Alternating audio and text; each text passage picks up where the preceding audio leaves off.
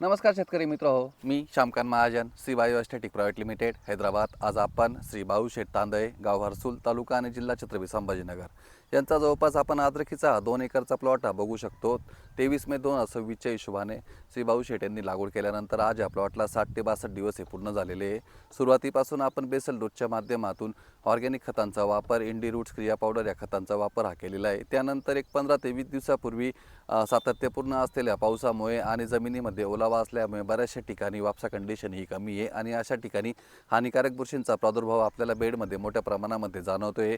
बऱ्याचशा प्लॉटांमध्ये आपल्याला ठिकठिकाणी पॉईंट लागलेले दिसू राहिले। अशा ठिकाणी आपण ती मर किंवा सड म्हणा किंवा पिथियम सॉफ्ट रॉट हा डिसीज मेजरली आपल्याला अद्रक आणि हळद या 2 पिकांमध्ये दिसू शकतो। अशा वेळेस आपण श्री बायोकॉननं ट्रायकिंग, मायक्रोमॅग्नम आणि फ्लोझो या 3 उत्पादनांचा वापर करावा। ट्रायकिंगमध्ये 4 पेक्षा जास्त ट्रायकोडर्माच्या स्पीसीज आपण त्यामध्ये ॲड केलेले आहे।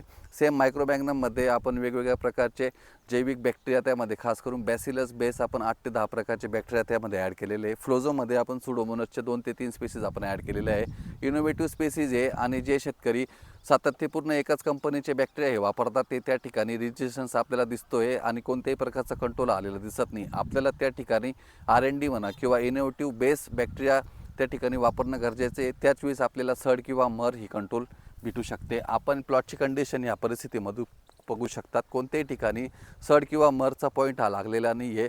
तर मी अद्रक बांधवांना खास करून सूचित करेल की आपण ज्या ठिकाणी आपल्याला बुरशीचा प्रादुर्भाव म्हणा किंवा कंद हे लागलेले दिसू राहिले अशा ठिकाणी आपण ट्रायकिंग, फ्लोझो आणि मायक्रोमॅग्नम या 3 उत्पादनांचा एकरी 3 किलो वापर केल्यास नक्की आपल्याला शाश्वत उत्पन्न म्हणा किंवा कोणत्याही प्रकारची सड किंवा मर ही जाणवणार नाही। हे बोलून मी आभारी।